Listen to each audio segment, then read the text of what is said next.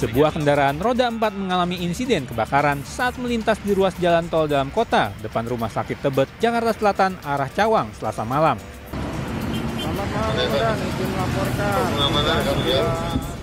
Api tampak berkobar hebat hingga menghanguskan sebagian besar badan kendaraan.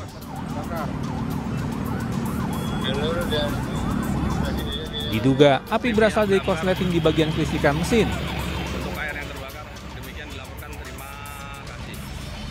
Pengemudi sendiri dilaporkan selamat.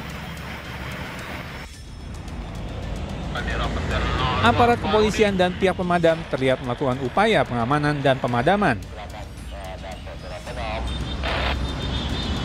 Akibat peristiwa ini, situasi arus lalu lintas di ruas tol dalam kota arah Cawang di sekitar lokasi kejadian mengalami perlambatan.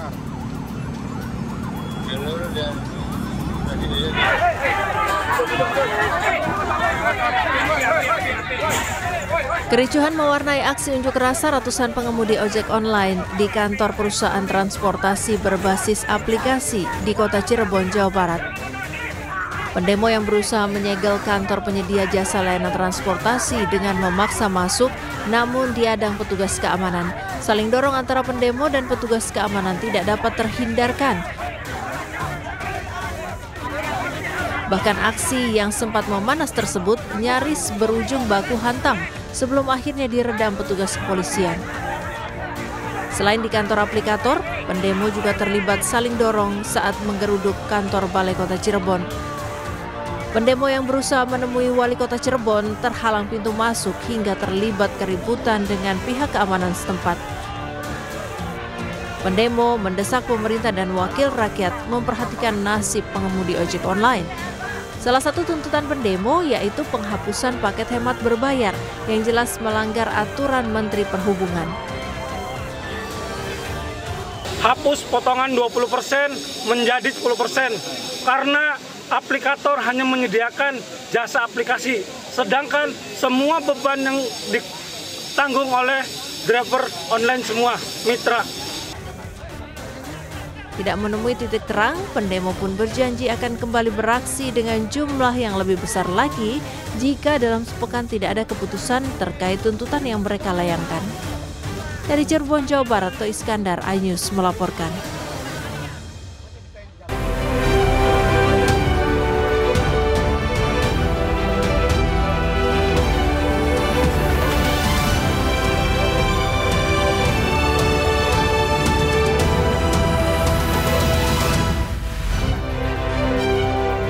Seorang dokter kandungan diduga cabuli pasien di sebuah klinik di Garut, Jawa Barat.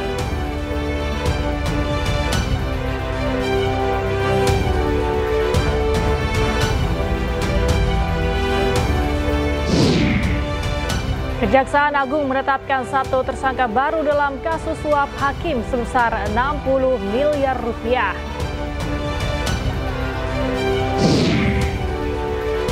Presiden Prabowo bertemu dengan Wakil Pertama Perdana Menteri Federasi Rusia Denis Marturov di Istana Kepresidenan Jakarta.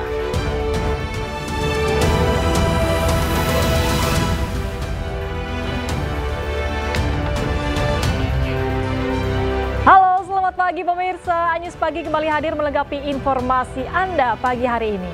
Ya, selain 3 berita utama tadi, sejumlah informasi menarik lainnya juga telah kami siapkan khusus untuk Anda. Bersama saya Bayu Pradana. Dan saya Galuh Pandu, inilah iNews Pagi selengkapnya.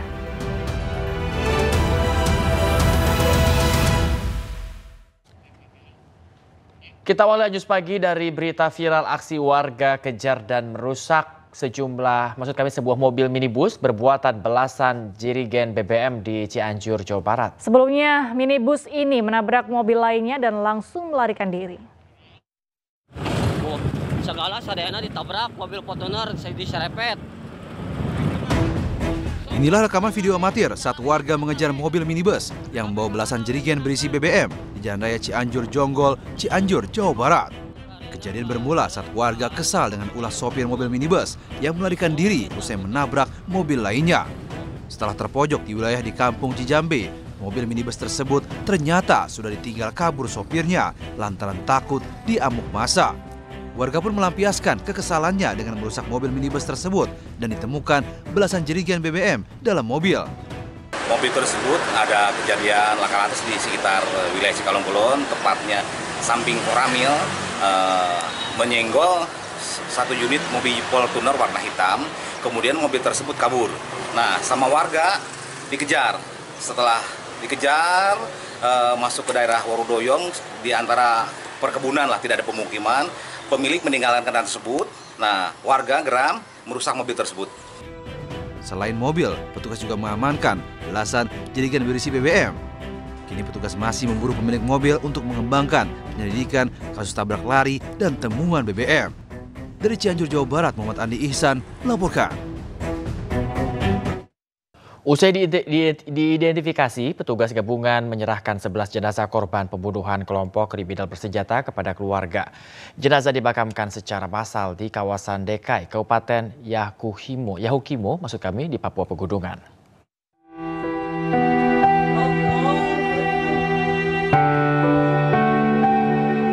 Usai diidentifikasi, tim gabungan Ops Damai Kartens bersama tim Dokes Polri dan DVI Polri menyerahkan 11 jenazah korban pembunuhan oleh kelompok kriminal bersenjata di Tambak Mas di wilayah Kabupaten Yahukimo, Papua Pegunungan kepada pihak keluarga. Pihak keluarga korban menangis usai menerima jenazah sanak saudaranya. Sebelumnya pada tanggal 10 April, petugas telah menyerahkan satu jenazah atas nama Ariston Kaba TKP Pegubin pada pihak keluarga. Karena kondisi jenazah korban sudah membusuk dan tidak mungkin dipulangkan ke daerah asal sehingga dimakamkan secara massal di Dekai, Kabupaten Yahukimo. Dari Timika, Papua Tegak, Nathan Making, iNews melaporkan. Ratusan orang mendatangi Universitas Gadjah Mada untuk meminta klarifikasi kepada UGM terkait keaslian ijazah Presiden ke-7 Joko Widodo. Informasi selengkapnya akan hadir usai jeda berikut ini, tetaplah di iNews Pagi.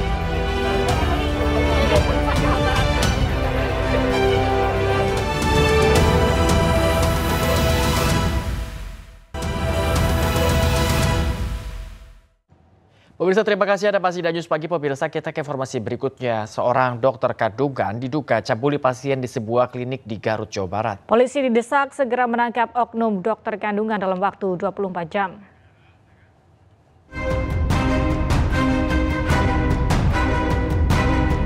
Video dugaan pencabulan yang dilakukan oknum dokter kandungan terhadap pasiennya beredar viral di Garut, Jawa Barat.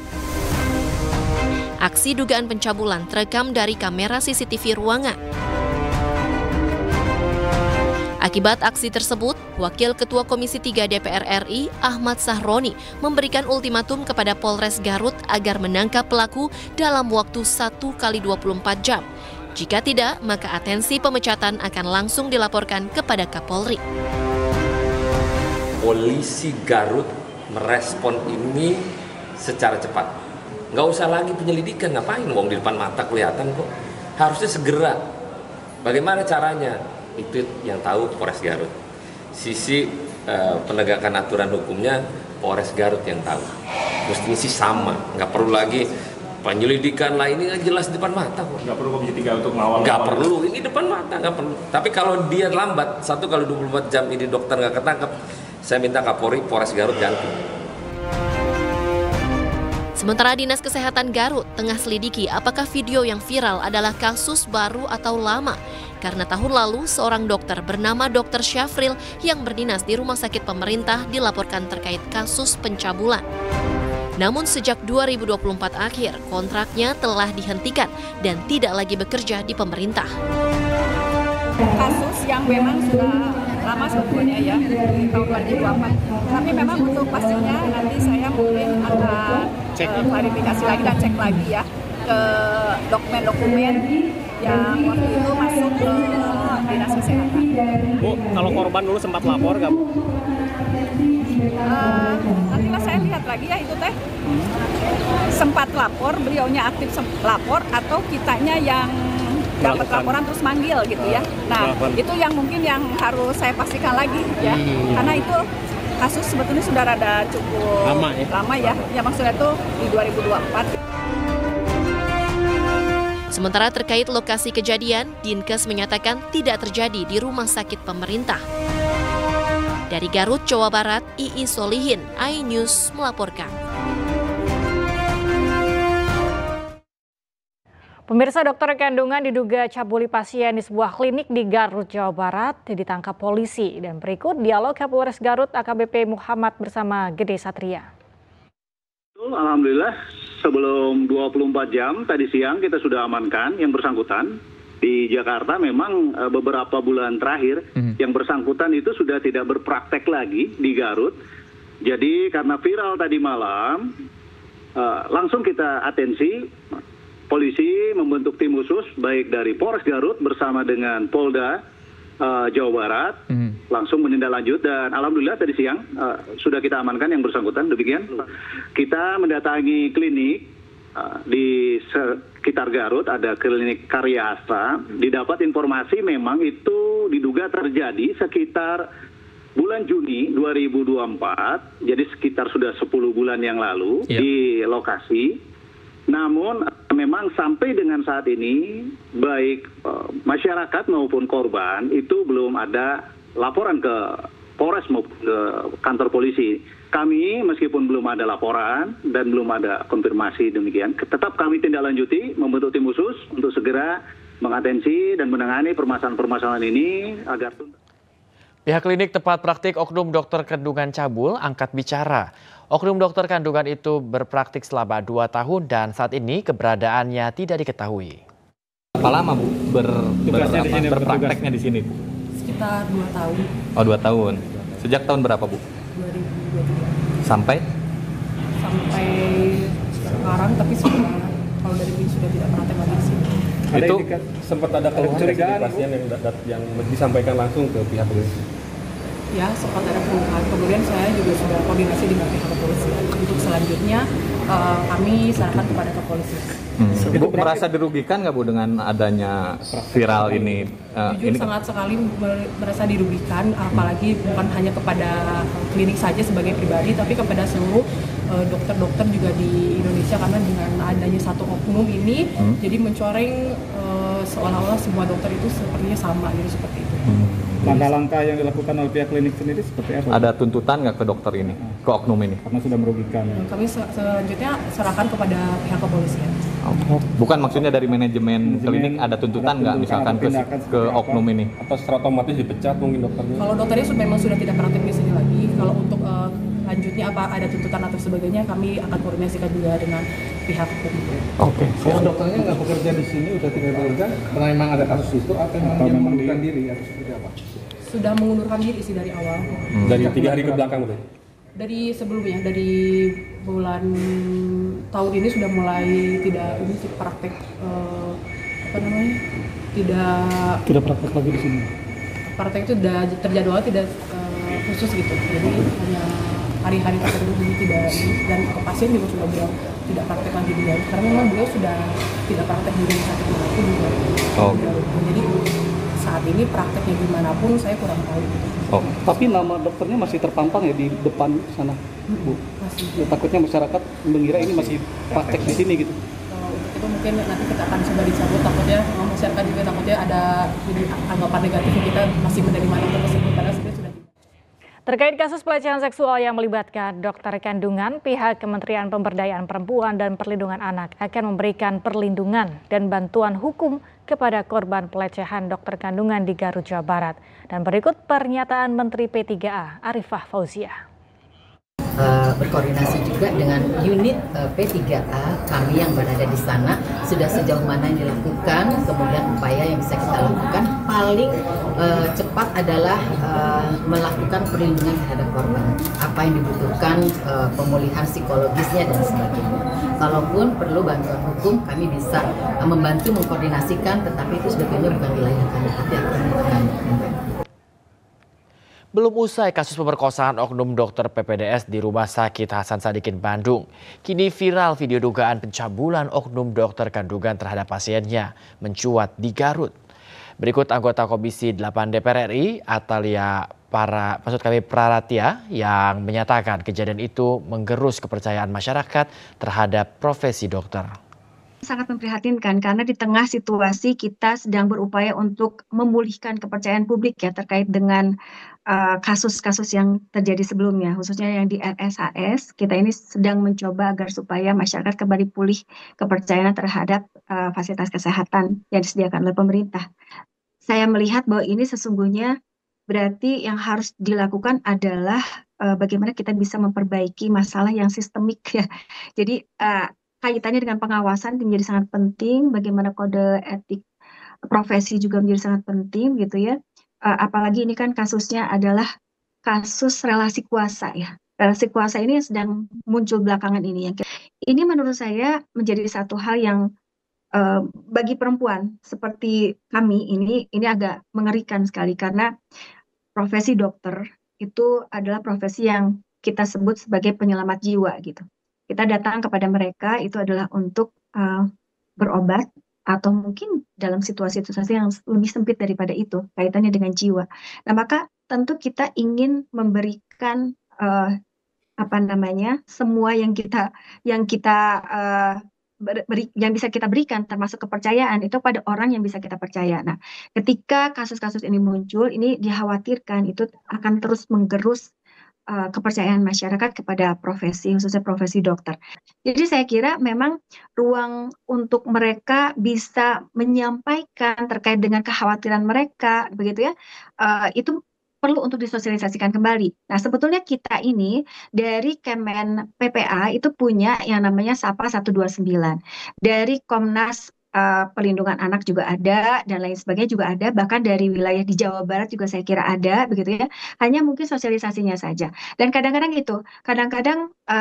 karena tadi ya, karena kan untuk kasus yang di RSHS ini, mereka itu dibius, sehingga mereka sendiri bingung, itu apakah sebetulnya yang terjadi pada diri mereka, gitu.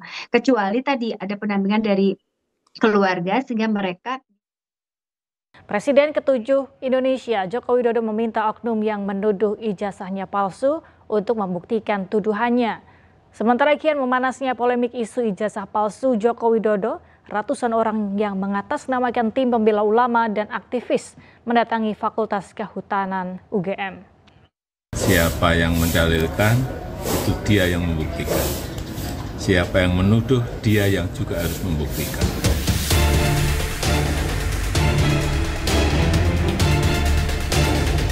Polemik isu ijazah palsu Presiden ke-7 Indonesia Joko Widodo kian memanas. Meskipun sudah disampaikan dengan jelas oleh pihak Universitas Gadjah Mada Yogyakarta bahwa ijazah Jokowi asli, banyak pihak yang masih menuduh dan melayangkan gugatan kepada Joko Widodo. Semakin memanasnya isu ijazah palsu tersebut membuat Joko Widodo dan tim pengacaranya mempertimbangkan untuk menempuh langkah hukum apabila masih ada oknum yang mempersoalkan isu tersebut. Betul-betul teknik kuliah di Fakultas Kehutanan, betul-betul ijazahnya dikeluarkan oleh Universitas Gadjah Mada dan sudah disampaikan. Tidak hanya sekali kan oleh rektor, dekan sudah disampaikan, sudah dibuka seperti itu. Tapi kalau masih urusan huruf lah, urusan angka, urusan kalau itu udah. Dan yang paling penting, siapa yang mendalilkan, itu dia yang membuktikan. Siapa yang menuduh, dia yang juga harus membuktikan. Saya rasa itu.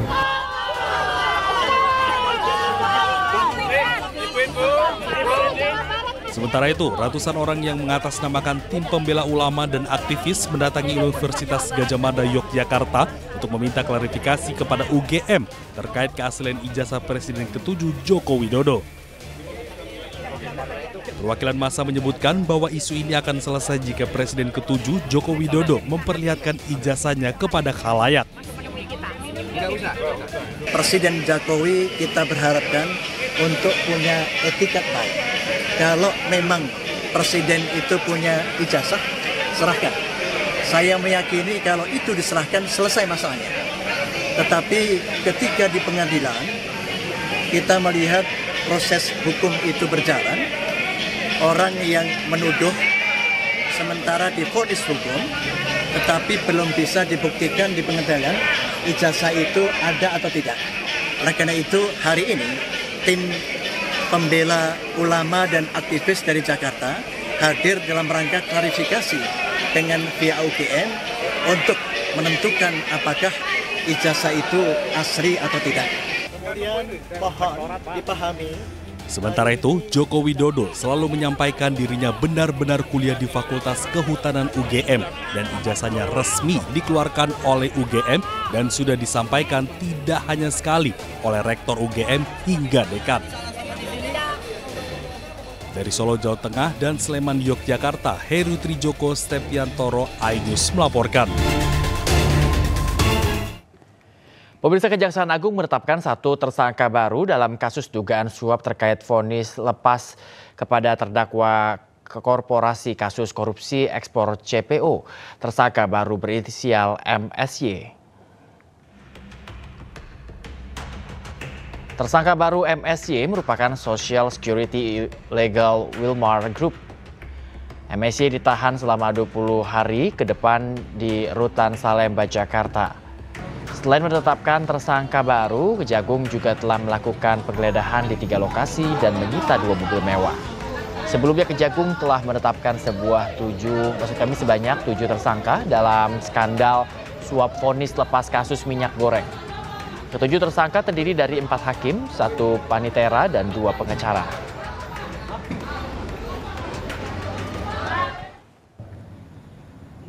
Keterangan saksi dan dokumen baik yang diperoleh pada hari ini maupun 2 hari yang lalu, penyidik menyimpulkan telah ditemukan 2 alat bukti yang cukup sehingga pada malam ini menetapkan 1 orang tersangka atas nama MSY. Ya. Atas nama MSY, di mana yang bersangkutan sebagai Social Security Legal Wilmar Group. Terhadap tersangka dilakukan penahanan 20 hari ke depan terhitung mulai hari ini di Rutan Salemba, Cabang Kejaksaan Agung Republik Indonesia berdasarkan surat penahanan nomor 28 tanggal 15 April 2025. Pemirsa, sebelumnya Kejaksaan Agung memeriksa 14 saksi dalam kasus dugaan korupsi bahan baku minyak goreng yang menjerat 3 hakim dan Ketua Pengadilan Negeri Jakarta Selatan. Terkait hal ini, Komisi 3 DPR RI perlu ada pembenahan terhadap hakim agar kepercayaan publik terhadap peradilan Indonesia tidak tergerus.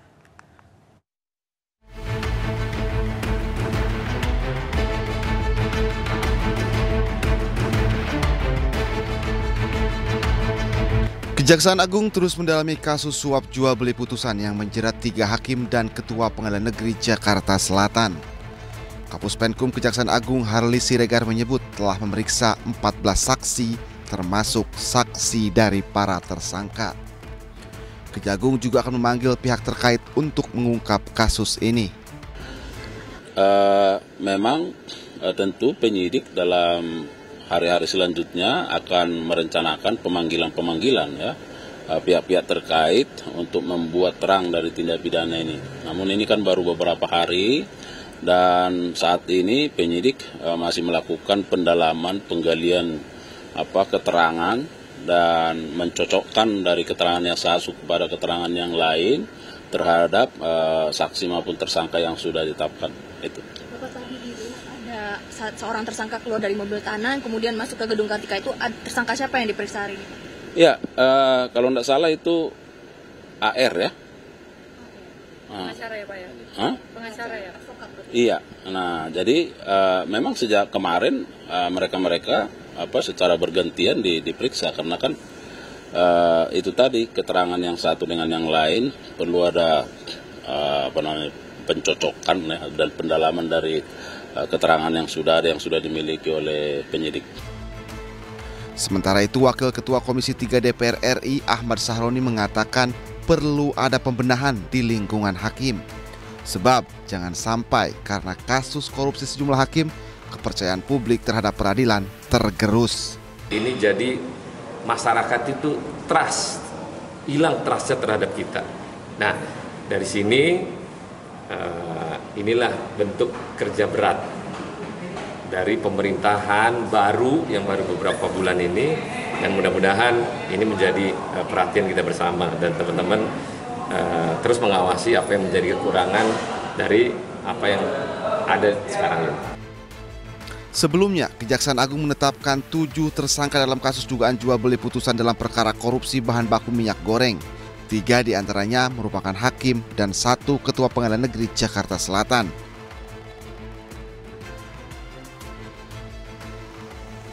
Kejagung mengungkap Ketua PN Jakarta Selatan memberikan uang suap kepada 3 hakim sebanyak 22,5 miliar rupiah. Uang tersebut diberikan 2 kali dengan nominal 4,5 miliar dan 18 miliar rupiah dengan pesan agar hakim memvonis lepas 3 terdakwa korupsi korporasi.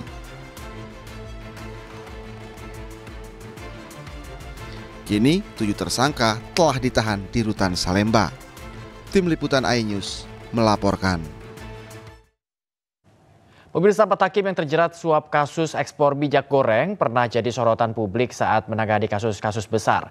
Mulai dari sidang kasus KM50, pembunuhan Brigadir Yosua, penyiraman penyidik KPK Novel Baswedan, hingga kasus yang menjerat petinggi FPI Rizik Syihab.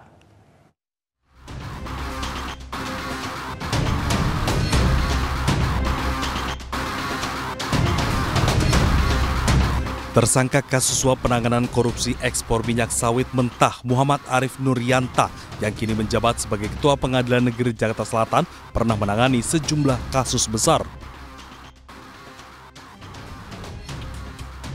Nama Arif sebelumnya pernah menjadi sorotan publik saat memutus vonis bebas terhadap terdakwa penembak Laskar Front Pembela Islam atau dikenal dengan peristiwa KM50.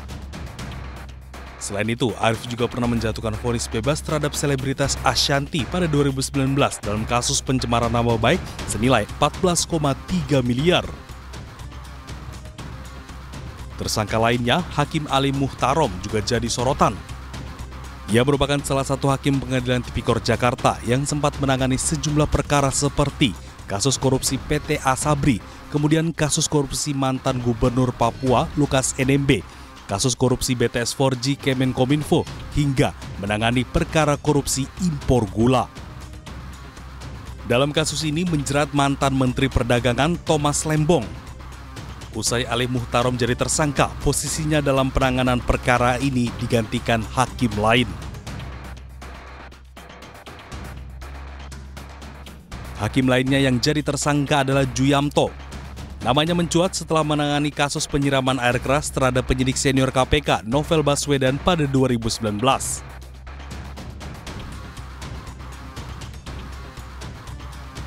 Saat itu, Juyamto memvonis 2 terdakwa penyiraman, masing-masing 2 tahun dan 1,5 tahun penjara.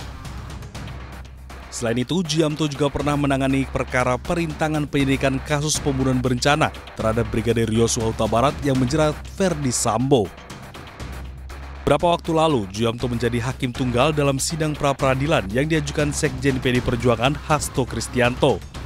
Dalam putusannya, Juyamto menolak pra-peradilan Hasto. Adapun Hakim Agam Syarif Baharudin pernah menangani perkara kasus korporasi termasuk di sektor kelapa sawit hingga kasus yang menyeret petinggi FPI Rizik Syihab.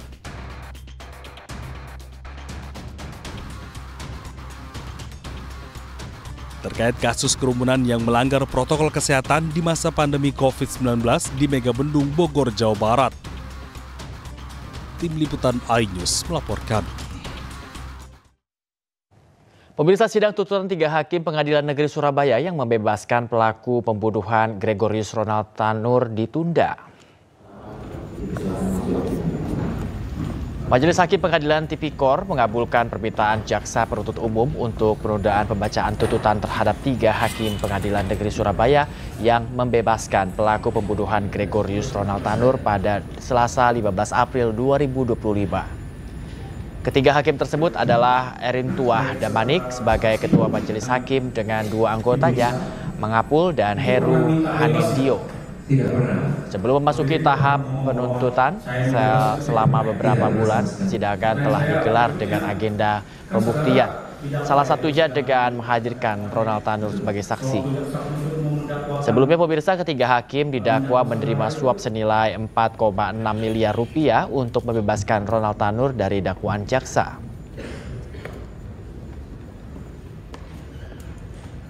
Baik, saya akan bacakan.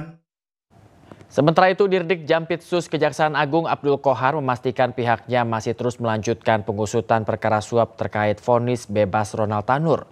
Qohar menjelaskan bahwa dalam sistem hukum kita terdapat proses penyelidikan dan penyidikan.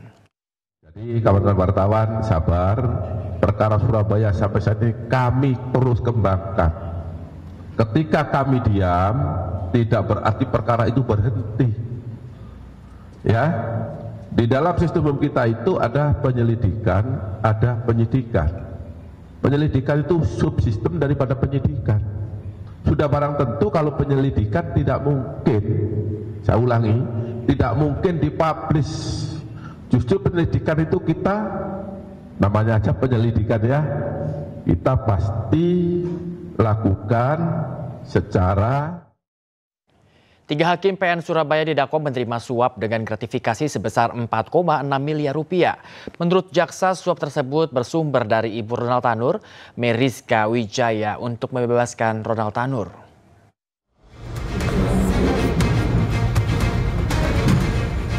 Pasca vonis bebas Ronald Tanur, 3 hakim di Pengadilan Negeri Surabaya duduk di kursi terdakwa. Mereka adalah Erintua Damanik yang merupakan hakim ketua, sementara Mangapul dan Heru Hanindyo merupakan anggota majelis. Ketiganya didakwa sebagai penerima suap dan gratifikasi dalam vonis bebas Ronald Tanur dengan nilai 1 miliar rupiah dan 308 ribu dolar Singapura atau total 4,3 miliar rupiah. Tindak pidana tersebut terjadi antara Januari hingga Agustus 2024. Perkara ini pun melibatkan mantan Kepala Balitbank Diklat Mahkamah Agung, Zarov Ricard. Kasus bermula dari jeratan hukum untuk Ronald Tanur atas kematian kekasihnya Dini Sera Afrianti. Ibu Ronald Tanur, Meriska Wijaya, berupaya agar anaknya bebas. Dia pun meminta pengacara bernama Lisa Rahmat untuk mengurus perkara tersebut. Lisa lalu menemui Zarov Ricard untuk mencarikan hakim PN Surabaya yang dapat menjatuhkan vonis bebas. Ronald Tanur pun akhirnya divonis bebas pada 24 Juli 2024. Namun di tingkat kasasi MA membatalkan putusan bebas tersebut. Ronald Tanur akhirnya divonis dengan 5 tahun penjara. Tim Liputan iNews melaporkan. Pemirsa, dalam program Rakyat Bersuara, praktisi hukum Farhad Abbas menilai pernyataan Lisa Mariana mengenai kronologi pertemuannya dengan Ridwan Kamil tidak masuk akal. Ia pun menduga kuat langkah Lisa Mariana yang menuntut hak anak yang disebut adalah anak Ridwan Kamil adalah pemerasan. Tadi Mas sudah ngomong ya bahwa apabila dia ada kepentingan, jadi kita jangan juga ngomong ini kesana kemari. Dia kalau memang dia punya bukti dia buat laporan polisi. Lisa dong. Oke. Ya, di situ kan dia bisa membuktikan bahwa saya gini gitu. Mungkin apa sampai sekarang nggak ada laporan itu nggak ada gitu. Terus kedua masalah budaya. Kalau dalam hukum Islam ini orang yang berzina ada suami istri itu semua diam-diam harus ada saksi 4. Ketahuan benar dirajam. Nah ini terbalik. Nggak ada yang tahu beritahu, membuktikan segala macam, nggak takut ya. Berarti hukum kita nggak menjangkau ke situ. Nah untuk dalam hal ini tadi Pak Bupati Purwakarta udah sangat bijaksana. Gua pikir tadi, wah ini orangnya Pak KDM jangan salah mau hantam Ridwan Kamil. Tapi jawabnya bagus Pak. Bapak asal Pak Ridwan minta maaf. Itu kalau Pak Ridwan Kamil sudah terbukti dihukum dia meringankan hakim boleh. Tapi kalau dia merasa tidak, ini perkara pemerasan kok. Tujuannya uang, ditunggu muncul nggak uang gitu. Ya. Bahkan ketika ada chat yang palsu katanya di 2,5 miliar dipamer-pamerin. Kalau saya malu tuh, cuman 2,5 miliar harga daripada damai dipamer-pamerin. Kecuali udah 50 M lah, mungkin saya pamer-pamerin. Tidak jelas dari mana chatnya. Tujuannya apa? Untuk propaganda, untuk viral, bukan keadilan di sini. Nah, dan lihat cara dia ngomong di TV. Begitu gini pengacara ditarik mic-nya, ya kan? Mana harga diri wibawa seorang lawyer kalau digitu sama klien? Ya, dan saya bilang perkara ini tidak hanya Lina yang bisa dilaporkan, pengacaranya pun bisa. Presiden Prabowo bertemu dengan Wakil Pertama Perdana Menteri Federasi Rusia Denis Marturov di Istana Kepresidenan Jakarta. Tiba di Istana Kepresidenan Jakarta sekira pukul 2 siang, Wakil Pertama Perdana Menteri Federasi Rusia Denis Marturov langsung disambut Presiden Prabowo di teras istana. Keduanya kemudian langsung menggelar pertemuan tertutup didampingi masing-masing delegasi. Prabowo didampingi Menko Perekonomian Airlangga Hartarto, Menseknek Prasetyo Hadi, dan Sekretaris Kabinet Letkol Teddy Indrawijaya. Istana menyebut pertemuan dalam rangka penguatan hubungan bilateral dan juga pertemuan membahas sejumlah agenda strategis.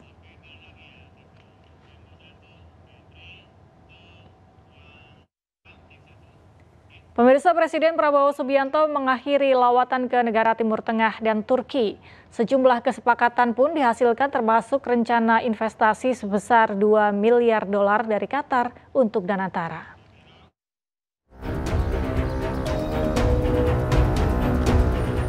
Presiden Prabowo Subianto telah merampungkan rangkaian kunjungan kerja dan kenegaraannya ke kawasan Timur Tengah dan Turki. Negara pertama yang dikunjungi Presiden Prabowo adalah Uni Emirat Arab. Setibanya di Istana Al-Qasr Al-Shati, Presiden Prabowo langsung disambut oleh Presiden Sheikh Mohammed bin Zayed atau MBZ. Di akhir pertemuan, Presiden Prabowo dan Presiden MBZ mendatangi nota kesepakatan untuk memperkuat kerjasama di berbagai bidang strategis.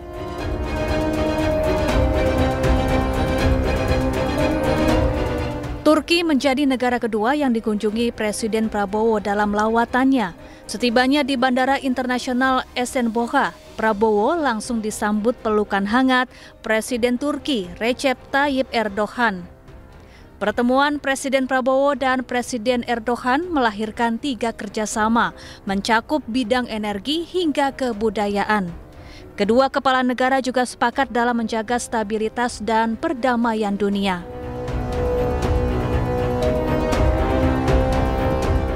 Usai ke Turki, Presiden Prabowo berkunjung ke Mesir.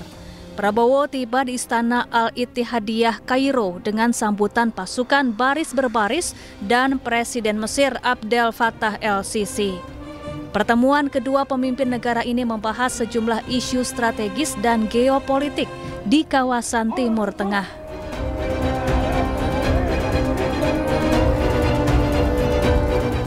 Presiden Prabowo melanjutkan lawatannya ke Qatar.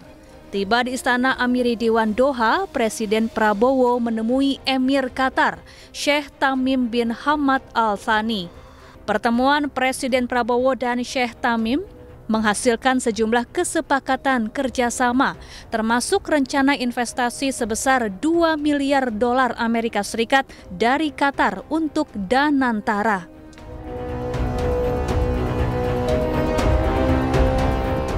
Tiba di Bandar Udara Militer Marka, Presiden Prabowo disambut hangat Raja Yordania Abdullah II bin Al-Hussein.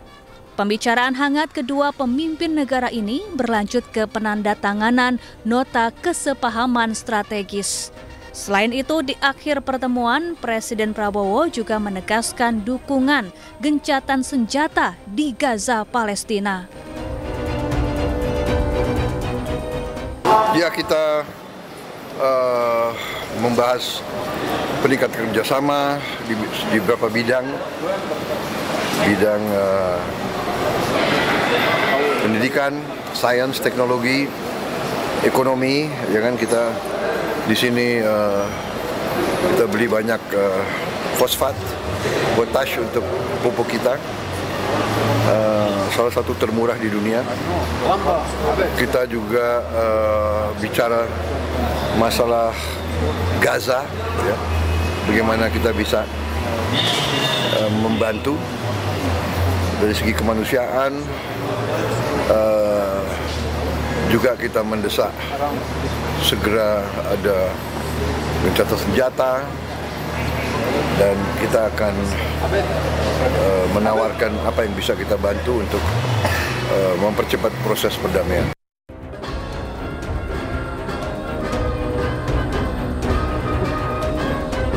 Yordania merupakan negara terakhir dalam rangkaian lawatan Presiden Prabowo ke negara Timur Tengah dan Turki. Presiden Prabowo pergi meninggalkan Yordania dengan upacara militer dan dilepas oleh Pangeran Ghazi bin Muhammad. Tim Liputan iNews melaporkan. Turnamen sepak bola putri bertajuk Piala Pertiwi U14 dan U16 siap digelar di 16 kota. Diharapkan dengan ajang ini dapat menjadi wadah bagi pemain sepak bola putri bertalenta serta meningkatkan level kompetisi sepak bola wanita.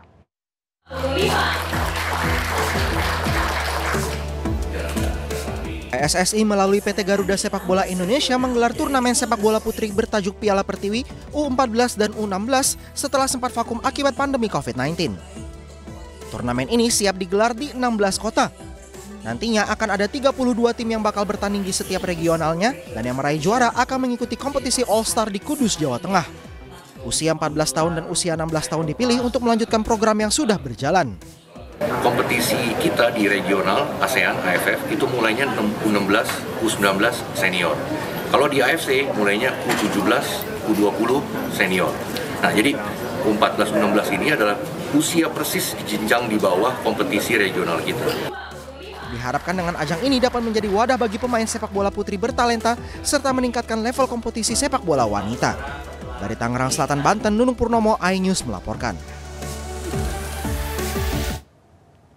Pemirsa, Megawati Hangestri Pertiwi resmi meninggalkan klub Liga Voli Korea Red Sparks. Kepergiannya membuat sang pelatih menangis.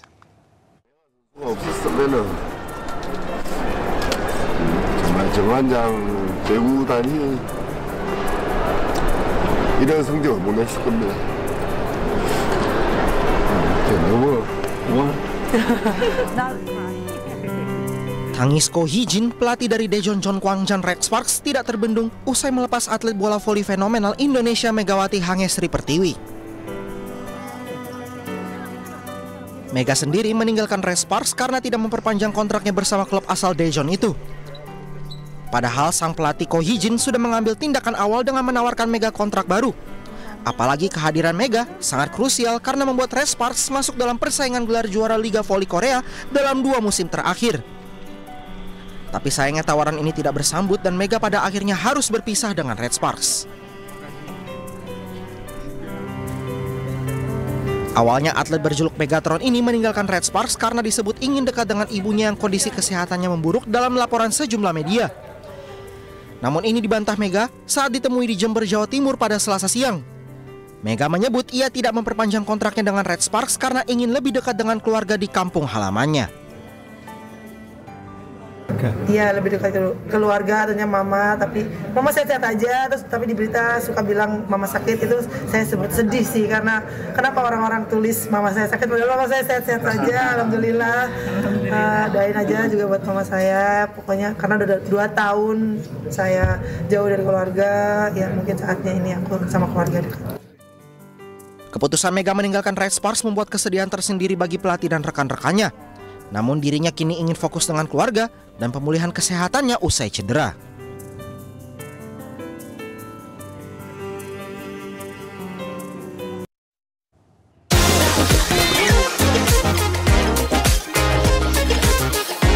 Pemirsa, libur Paskah sudah dekat, kira-kira apa nih rencana Anda? Nah, kalau Anda masih bingung nih pemirsa, mungkin Anda bisa mencicipi masakan Italia yang otentik. Iya, seperti di salah satu hotel di kawasan Menteng pemirsa, yang mana selain bisa mencicipi aneka hidangan lezat, Anda juga dapat melihat langsung proses pembuatannya.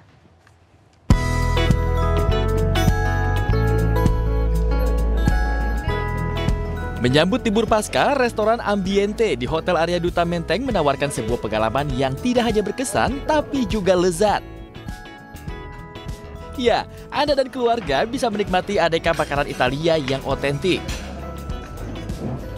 Bagaimana tidak, lezatnya aneka kudapan pembuka hingga makanan utama ini dimasak langsung oleh chef keturunan Italia Argentina. Where you have a traditional Italian buffet cooked by our chef, which is Italian Argentinian, again, very dedicated chef with a lot of variety of food. So I hope you come and visit us at Easter. Cita rasa khas Italia yang disajikan pun sangatlah beragam. Mulai dari olahan aneka daging hingga segarnya salad sayuran. Dan jika Anda datang pada hari Paskah, Anda juga dapat menikmati live cooking untuk melihat langsung piawainya chef Italia mengolah aneka menu. So for the Easter brunch that we are preparing for you on the 20th of May, we're gonna find a lot of different dishes, appetizers, soups, salads, canapés, and main courses as braised lamb, roasted chicken, roasted beef, and also salmon. Soal harga, Anda jangan khawatir. Ambiente juga menawarkan beragam promo Paskah yang pastinya delicioso. Jadi bagaimana? Anda tertarik mencoba? Dari Jakarta, Yudi Richard dan Tri Julianti, iNews melaporkan.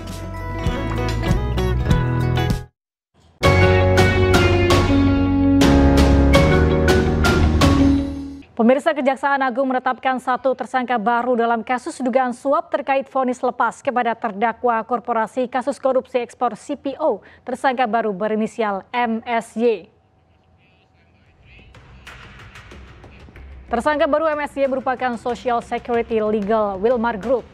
MSY ditahan selama 20 hari di depan Rutan Salemba, Jakarta. Selain menetapkan tersangka baru, Kejagung juga telah melakukan penggeledahan di 3 lokasi dan menyita 2 mobil mewah. Sebelumnya Kejagung telah menetapkan sebanyak 7 tersangka dalam skandal suap vonis lepas kasus minyak goreng. Ketujuh tersangka terdiri dari 4 hakim, 1 panitera dan 2 pengacara. Keterangan saksi dan dokumen baik yang diperoleh pada hari ini maupun 2 hari yang lalu, penyidik menyimpulkan telah ditemukan 2 alat bukti yang cukup sehingga pada malam ini menetapkan 1 orang tersangka atas nama MSY. Ya, atas nama MSY, di mana yang bersangkutan sebagai Social Security Legal Wilmar Group. Terhadap tersangka dilakukan penahanan 20 hari ke depan. Pemirsa, seorang dokter kandungan diduga cabuli pasien di sebuah klinik di Garut, Jawa Barat. Dan polisi ini didesak segera menangkap oknum dokter kandungan dalam waktu 24 jam.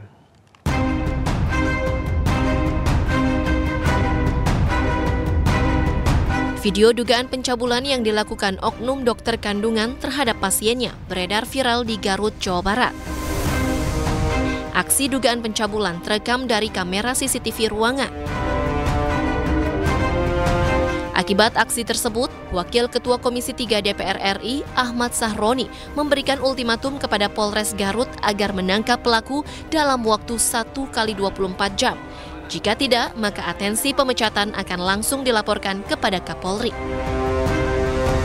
Polisi Garut merespon ini secara cepat. Nggak usah lagi penyelidikan, ngapain? Wong di depan mata kelihatan kok. Harusnya segera. Bagaimana caranya? Itu yang tahu Polres Garut. Sisi penegakan aturan hukumnya Polres Garut yang tahu. Mestinya sih sama, nggak perlu lagi. Anggota Polres Garut berhasil menangkap dokter kandungan berinisial MSF yang diduga melakukan pelecehan seksual saat pemeriksaan USG terhadap pasien di salah satu klinik di Kabupaten Garut, Jawa Barat. MSF kini menjalani pemeriksaan di Polres Garut. Kasat Reskrim Polres Garut AKP Joko Prihatin mengatakan pihaknya saat ini tengah memeriksa MSF secara intensif untuk menggali keterangan lebih dalam terkait motif dan kronologi kejadian. Sebanyak 2 korban telah melaporkan peristiwa dugaan pelecehan seksual oleh MSF ke posko pengaduan. Sebelumnya, penangkapan MSF sudah dikonfirmasi oleh Direktur Reserse Kriminal Umum Polda Jawa Barat, Kombes Surawan. Di sini Bang Garut bergerak cepat, belum 24 jam kita sudah membenarkan, kita sudah mengamankan diduga pelaku. Dan saat ini untuk pelaku kita di dalam ruangan khusus untuk dilakukan pemeriksaan intensif. Alas korban ada berapa? Kalau korban saat ini korban yang sudah kita dapatkan atau melaporkan dua korban. Pemirsa, Kementerian Pemberdayaan Perempuan dan Perlindungan Anak berharap pelaku pemerkosaan dokter residen terhadap keluarga pasien dihukum seberat-beratnya. Ya, sementara itu kuasa hukum korban menilai pengawasan rumah sakit sangat kurang terhadap dokter PPDS yang bertugas. Dan pemirsa, informasi ini sekaligus menutup iNews pagi hari ini. Temukan informasi-informasi terbaru lainnya di www.inews.id. Cuplikan tayangan berita iNews dapat Anda saksikan di kanal YouTube @official iNews. Mewakili Grapat Kerja yang bertugas, saya Galuh Pandu. Dan saya Bayu Pradada. Pamit undur diri pemirsa, terima kasih atas kebersamaan Anda. Selamat pagi, selamat beraktivitas, dan sampai jumpa.